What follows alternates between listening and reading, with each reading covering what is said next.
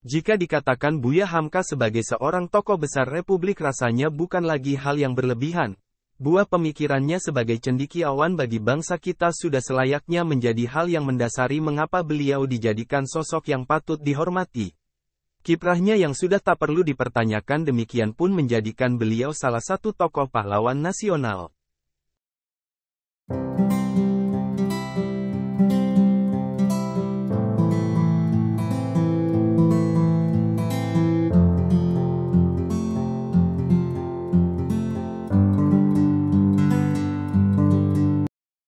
Secara singkat, Buya Hamka yang memiliki nama lengkap Abdul Malik Karim Amrullah ini lahir di Agam Sumatera Barat pada tanggal 17 Februari tahun 1908.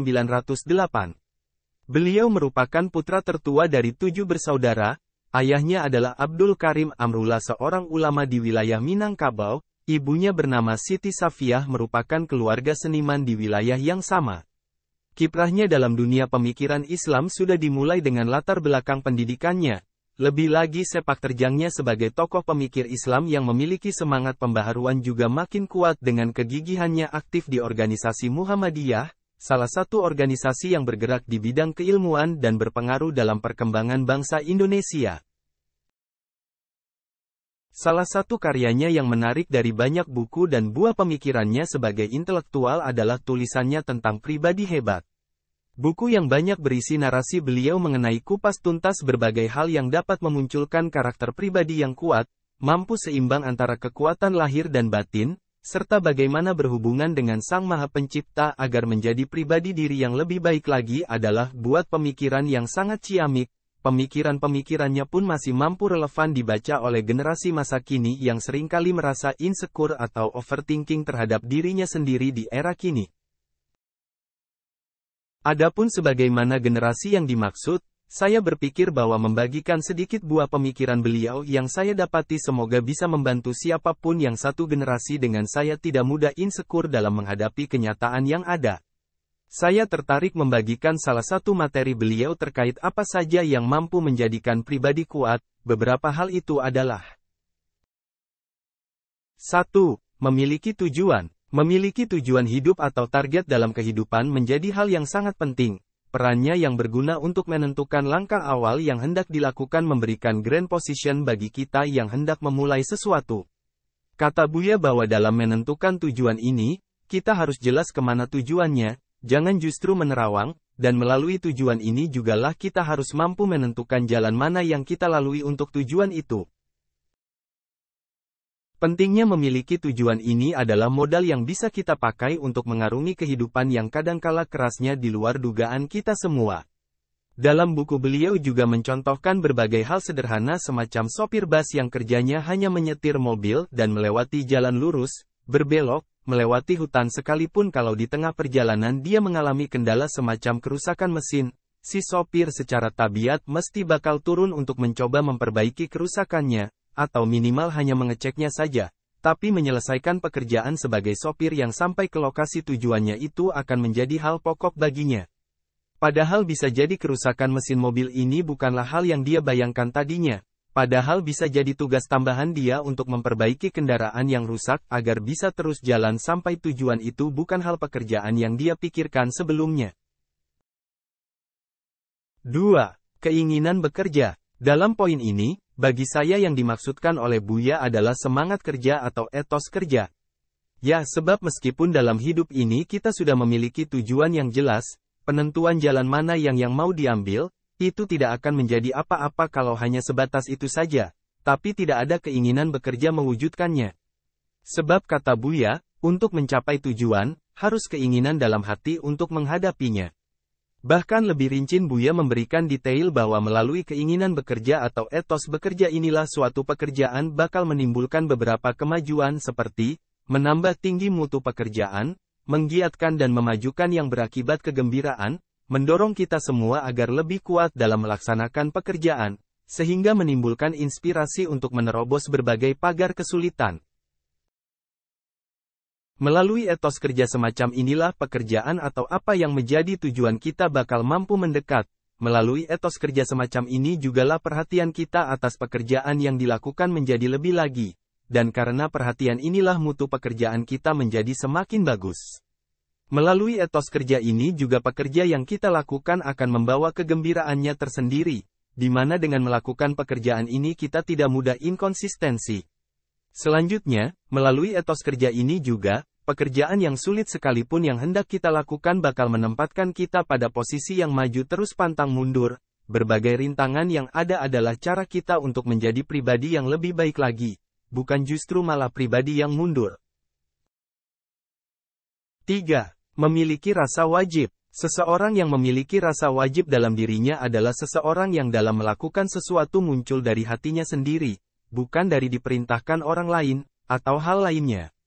Kata Buya dalam hal ini, kita sebagai manusia hendaknya mampu menelanjangi batin kita dari pengaruh yang lain, jemurlah dia di hadapan cahaya Tuhan, batin seperti inilah yang nantinya bakal menentukan dengan maksimal mana yang baik dan mana yang buruk, mana yang harus dilakukan dan mana yang tidak harus dikerjakan. Bahkan kata Buya, mendustai batin adalah dusta yang paling besar, memikul kewajiban yang bukan kewajiban diri sendiri adalah menipu diri sendiri. Artinya kewajiban atau rasa wajib yang sejati adalah yang diperintah diri sendiri, karena pada dasarnya kalaupun jika kita telanjur melakukan apa yang sebenarnya dibantah batin karena dikalahkan oleh nafsu, konsekuensinya batin kita akan meraung, memprotes, dan memberontak. Rasa wajib atau kewajiban yang muncul dengan sendirinya akan memaksa diri supaya berjalan terus-menerus dan fokus. Dan karena hal inilah maka akan timbul selidik terhadap kekurangan diri sendiri, hal ini akan menciptakan pribadi kita yang selalu meningkatkan kapasitas diri, khususnya dalam melakukan suatu kegiatan atau pekerjaan kita dalam mengarungi kehidupan. Hal lain yang bakal mesti didapati karena rasa wajib dalam diri inilah adalah rasa senang, puas, dan kegembiraan. Walau pekerjaan yang kita lakukan itu tidak mudah sekalipun, dan tubuh bakal terkuras banyak energi di dalam mencapainya, rasa-rasa surgawi dapat kita bisa nikmati. Walau barangkali orang lain melihat kita dengan kesengsaraan atau kesulitan, kita tetap tidak merasakan kebahagiaannya. 4.